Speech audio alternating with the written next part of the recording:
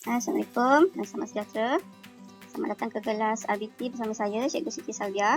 Baiklah, kita akan teruskan pembelajaran kita pada hari ini, okey?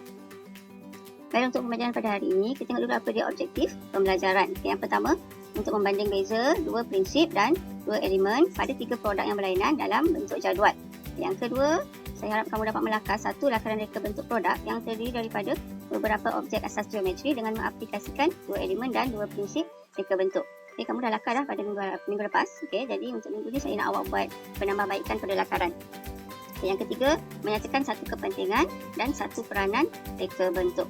Okay, jadi sebelum kita masuk tajuk baru, okay, saya nak jom kita lengkapkan dulu buku nota awak. Okay, sebelum kita masuk tajuk baru, saya nak awak lengkapkan buku nota dulu. Okay, buku nota mana yang kita nak kena guna? Okay, buku nota ni, jadi kamu tengok balik buku awak. Okay, ni buku yang kita kena gunakan untuk RBT. Okey, buku nota awak yang pertama kena pastikan lengkapkan bahagian indeks. Okey, bahagian indeks ni mesti ada apa? Tarikh, mesti ada perkara, okay, dan juga catatan. Okey, jadi ruang tarikh kamu kena isi mengikut tarikh pembelajaran lah, dan perkara mengikut tajuk pada pembelajaran pada hari tersebut. Okey, contoh minggu lepas kita belajar pada tarikh bila? Minggu lepas 31 hari bulan 1. Okey, tulis tajuknya apa? Kita belajar minggu lepas, tulis di bahagian indeks. Okey. Kemudian sebelum kamu mulakan buat nota, pastikan kamu tulis hari, tarikh dan juga tajuk pembelajaran.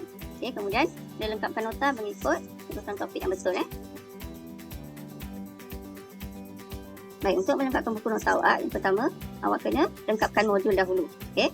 Apa dia modul? Modul yang awak dapat masa awak ambil buku teks, cikgu ada bagi satu modul kan. Ada semua mata pelajaran dalam tu. Okey, termasuk juga subjek RBT. Okey. Jadi kamu kena siapkan, lengkapkan tajuk-tajuk yang kita dah belajar sebelum ni. Okay, kita dah belajar definisi, bidang reka bentuk, elemen, prinsip, itu semua kena siapkan daripada muka surat 1 hingga muka surat 4. Okay, lengkapkan modul dahulu, kemudian awak kena tampal dalam buku nota awak mengikut urutan tajuk. Okay, kena mula dengan definisi dulu. Jangan kamu tampal tajuk yang selepas tu kena ikut muka surat. Jadi kemudian selepas tampal modul untuk 1 hingga muka surat 4 tu, kemudian baru awak tampal latihan yang saya bagi minggu lepas. Latihan yang jadual prinsip dan elemen reka bentuk yang gambar kasut tu, dan juga lakaran objek asas, gabungan objek asas yang awak dah buat dah. Okay, jadi yang kita dah buat minggu lepas awak tampal selepas awak tampal modul. Okay. Baik, seterusnya kita nak tengok macam mana nak membanding beza elemen dan prinsip reka bentuk pada produk-produk yang berbeza. Okay. Sebelum ni awak dah buat dah, bukan perbandingan, awak dah mengenal pasti prinsip dan juga elemen reka bentuk pada satu produk sahaja. Hari ni kita nak bincangkan macam mana kita nak banding beza elemen dan prinsip reka bentuk pada produk yang berbeza. Contohnya dekat sini kita ada tiga jenis beg. Beg A, B dan juga C. Kalau kamu tengok secara luarannya, kita dah boleh nampak perbezaan ketiga beg ini. Jadi kita nak tengok secara lebih terperinci perbezaan dari segi elemen dan juga prinsip reka bentuk. Perbandingan yang kita nak buat ni mestilah dibuat dalam bentuk jadual. Kamu kena buat perbandingan membanding beza elemen dan prinsip reka bentuk ni mesti dalam bentuk jadual. Yang pertama kita nak tengok elemen garisan pada setiap produk. Ada tak elemen garisan pada beg A ni? Tak ada. Kemudian kita tengok beg B pula. Ada tak elemen garisan di situ? Tak ada juga. Kita tengok beg C. Ada tak elemen garisan? Ada. Kat mana elemen garisan? Tengok yang garisan merah ni, dan juga pada corak dia tu juga dia menggunakan elemen garisan. Yang kedua kita nak tengok elemen rupa. Tengok pada setiap satu beg A ada elemen rupa tak? Ada. Pada kitchen tu ada rupa hati kan. Kemudian tengok beg B ada rupa? Ada. Ada rupa macam unicorn kan. Ada dia punya telinga semua. Kemudian tengok elemen rupa pada beg C, adalah ada rupa. Yang ketiga kita tengok elemen bentuk. Pada A, B dan C ada elemen bentuk dalam bentuk 3 dimensi. Kita tengok elemen warna. Ada elemen warna, warna lembut. Yang B warna terang, yang C tu warna gelap.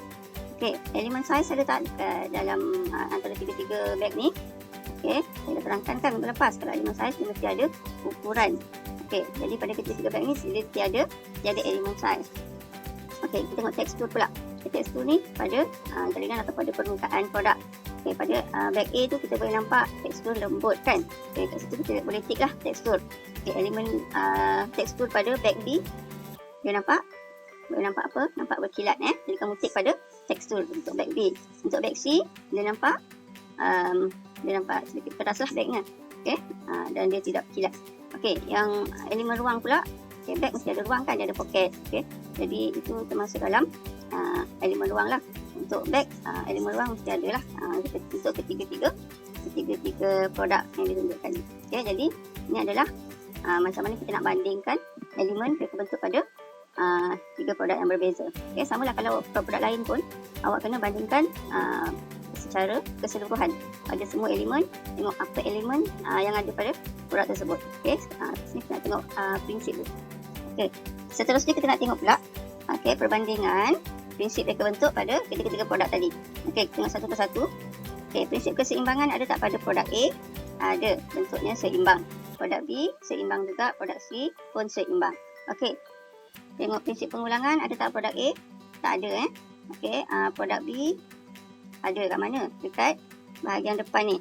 Okay, kita boleh nampak dia macam bentuk sisik macam tu lah. Bentuk sisik ikan, dia berulang-ulang. Okay, pada produk C ada pengulangan juga pada corak-corak ni. Okay, elemen kontras ada ke tak pada produk A? Tak ada, dia tidak ketara lah. Kalau tak ada kitchen ni dia tak ada lah kontras tu. Okay, warna dia hanya plain warna pink sahaja. Kalau produk B ada tak kontras? Tak ada. Okay, warna dia satu warna. Pada produk C, okay, dia warna yang kontras. Okay, warna merah dengan warna hitam ni. Beza warna, dua warna ni, jadi dia kontras.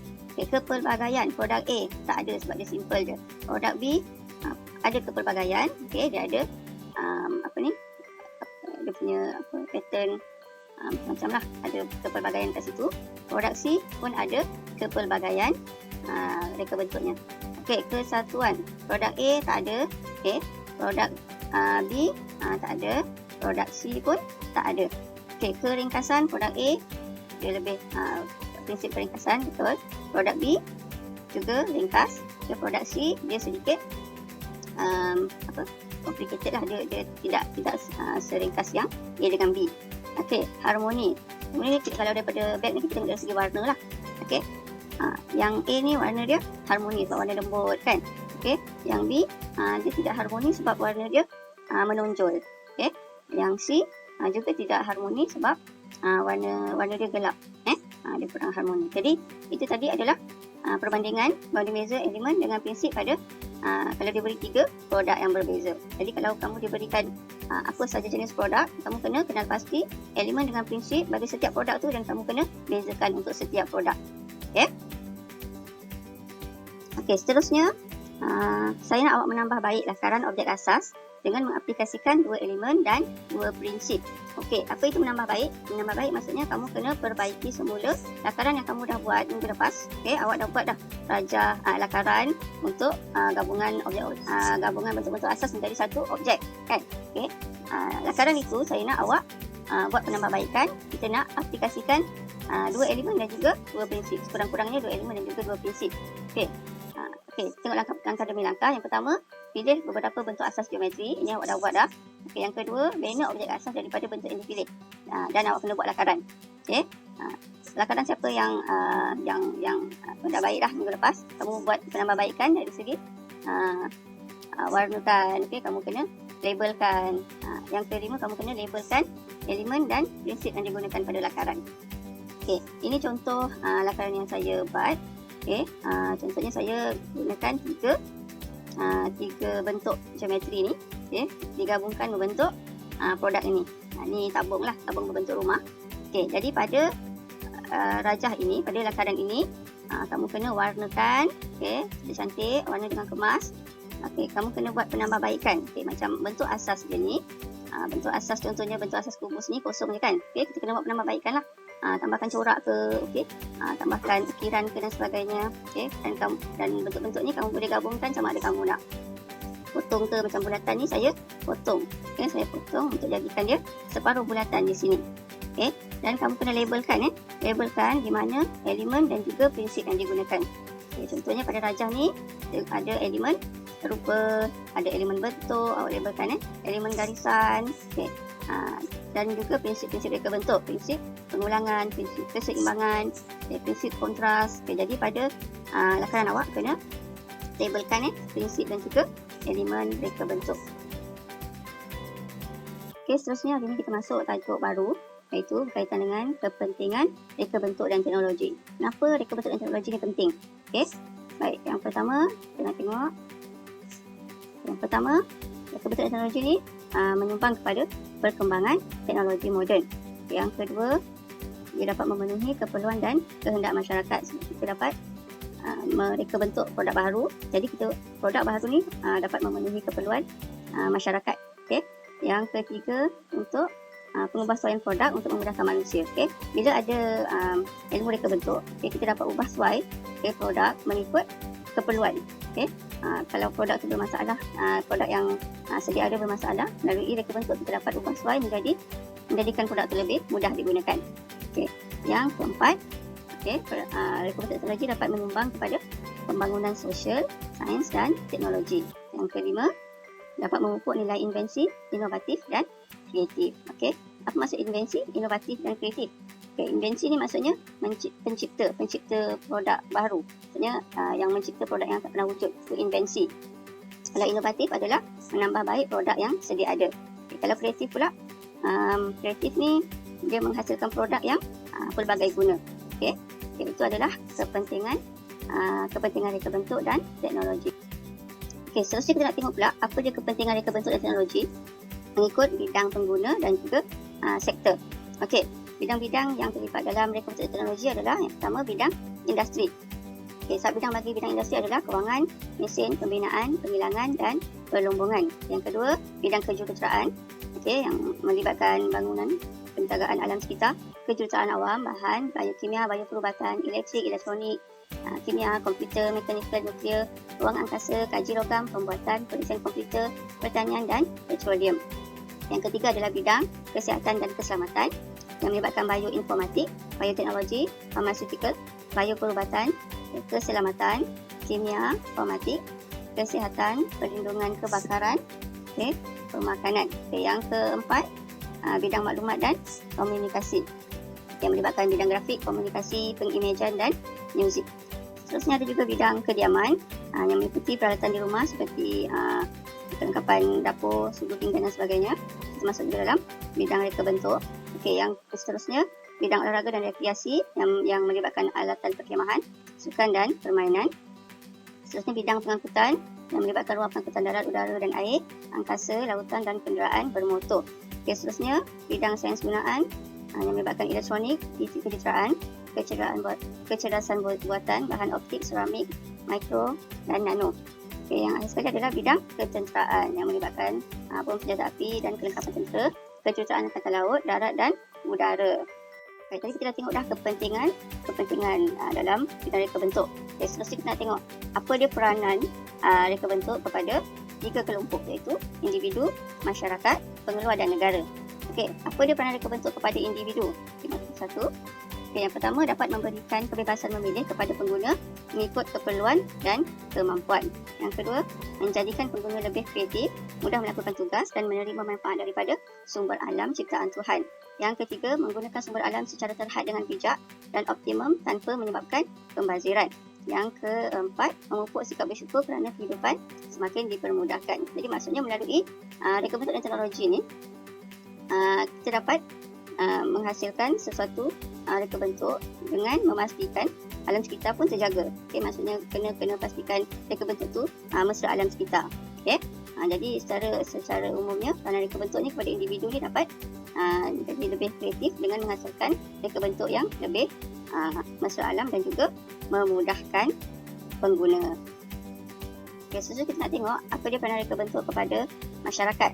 Yang pertama, untuk melindungi dan memelihara etika sosial.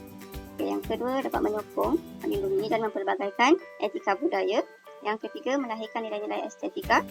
Yang keempat, melahirkan masyarakat yang kreatif dalam penggunaan sumber. Dan yang kelima, membentuk masyarakat yang lebih bertamadun dan berdaya maju. Seterusnya kita nak tengok apa dia peranan reka bentuk kepada pengeluar dan negara. Yang pertama, melalui reka bentuk kita dapat mengeluarkan produk berjenama negara. Yang kedua, dapat melindungi hak cipta rakyat. Yang ketiga, dapat meningkatkan pendapatan negara. Yang keempat, menjadi aset negara yang berharga. Dan yang kelima, menjaga maruah dan keselamatan negara. Akhir sekali, menjadi penanda aras sebuah negara yang maju. Okey, kita dah habislah topik untuk pelajaran hari ini. Jadi, saya dah sediakan kuis melalui link Google Form ini. Jadi, nanti awak perlu jawab dan saya akan share link ini di dalam grup RBT, okey? Okey, jadi kita dah selesai untuk pelajaran hari ini. Jadi, secara rumusannya, tugasan awak pada hari ini adalah yang pertama, awak perlu melengkapkan modul RBT muka surat 1 hingga 4, kemudian tampal dalam buku nota.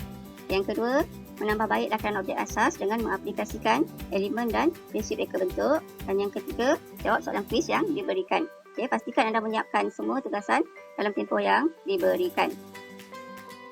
Okey, itu saja pelajaran kita pada hari ini. Terima kasih atas perhatian semua. Okey, kita jumpa lagi. Selamat bercuti. Bye.